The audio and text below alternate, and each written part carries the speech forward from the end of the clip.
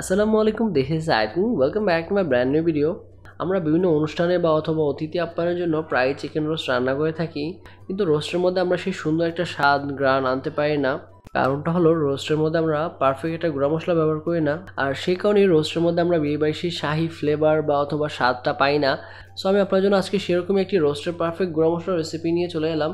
আর এই রোস্টের গুঁড়া মশলার আপনি কীভাবে অনেক দিনের জন্য স্টোরেজ করতে পারবেন সেটা আমি ভিডিও শেষে দেখিয়ে দিব।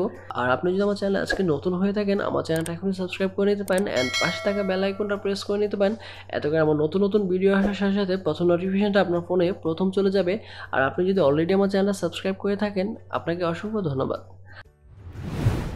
আমরা আজকে এই রোস্টের গুঁড়া মশলা তৈরি করার জন্য যা যা মশলা নিয়েছি তা হলো দারুচিনি এরকম বড় 4টা টুকরা নিয়ে নিয়েছি, এলাচ নিয়েছি 30 থেকে 32টা, কালো এলাচ নিয়েছি 2টা, আস্ত জিরা নিয়েছি 1 টেবিল স্পুন, শুকনো মরিচ নিয়েছি 5টা, কালো গোলমরিচের গুঁড়া নিয়েছি 1 টেবিল স্পুন,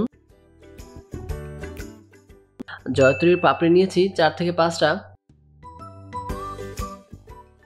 আর নিয়েছি জয়ফল।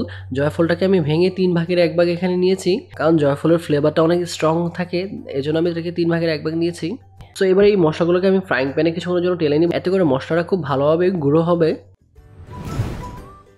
প্রথমে চুলায় আমি একটা প্যান বসিয়ে দিয়েছি, আর এই প্যানের মধ্যে আমি এবার শুকনো মরিচগুলো দিয়ে দিব। শুকনো মরিচগুলোকে আমি 2 থেকে 3 মিনিটের মতো লো আঁচে টেলে নিব।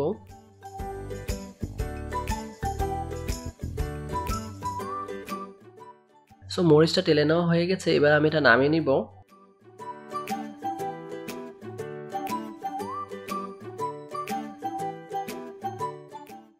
এইবার এই সবগুলো মশলাকে আমি একসাথে এর মধ্যে দিয়ে টেলে নিব। দারুচিনির বড় টুকরোগুলোকে যদি আমি এইভাবেই টেলে নিয়ে ব্লেন্ড করি, তাহলে কিন্তু পরবর্তীতে দারুচিনিগুলো ব্লেন্ড হবে না। সো এই জন্য আমি দারুচিনিগুলোকে এরকমভাবে ছোট ছোট করে ভেঙে নিব।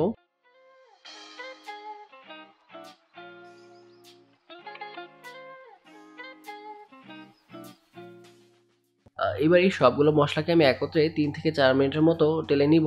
আর এই সময় চুলা আঁচটাকে একদম মিডিয়াম লোতে রাখতে হবে।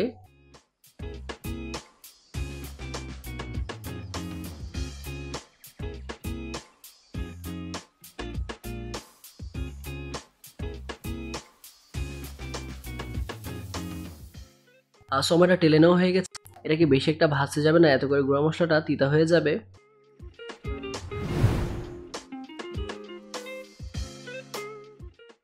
এবার এটাকে আমি ব্লেন্ড করে নেব, আর এটা যতক্ষণ পর্যন্ত প্রপার ওয়েতে গুঁড়া হয়ে যায় ততক্ষণ পর্যন্ত আমি এটাকে ব্লেন্ড করে নিব।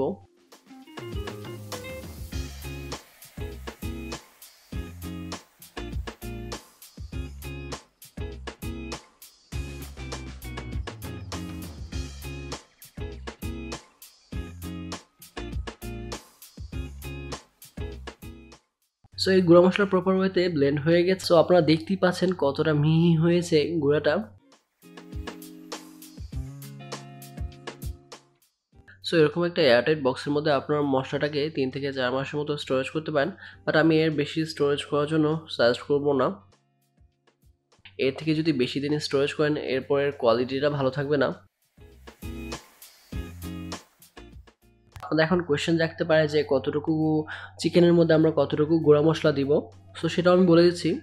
বাজারে যে নর্মালি বড় সাইজের মুরগিগুলো পাওয়া যায়, সেইগুলোর মধ্যে আপনারা 1 টেবিল স্পুন পরিমাণ গুঁড়া মশলা ব্যবহার করবেন, আর এর থেকে একটু ছোটোগুলোতে আপনারা 1 টেবিল স্পুনের কিছুটা কম ব্যবহার করবেন। এই রোস্টেড গুঁড়া মশলা দিয়ে একটা যদি চিকেন রোস্টের রেসিপি দেখতে চান, সেটা আমাকে কমেন্ট সেকশনে জানাতে পারেন, আমি অবশ্যই তৈরি করে দেখানোর চেষ্টা করব।